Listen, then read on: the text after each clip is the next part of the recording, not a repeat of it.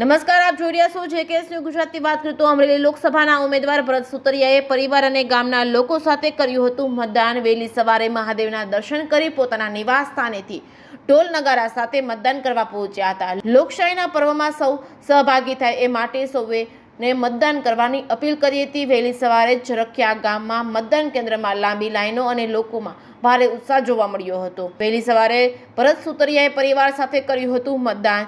જેકેએસ news Gujarati સાથે જૈનિક સોજિત્રા, અમરેલી. રાષ્ટ્રહિત માટેના નિર્ણય લેવાના રાષ્ટ્ર પર્વની ચૂંટણી છે ત્યારે તમામ ભારતવાસીઓને હું મારી નમ્ર વિનંતી કરું છું કે વધુમાં વધુ વોટિંગ કરી અને નવા રાષ્ટ્ર નિર્માણ માટે આજે વોટિંગ કરે એવી આપ સૌ નાગરિકોને, ભાઈઓ બહેનોને તમામને નમ્ર અપીલ કરું છું.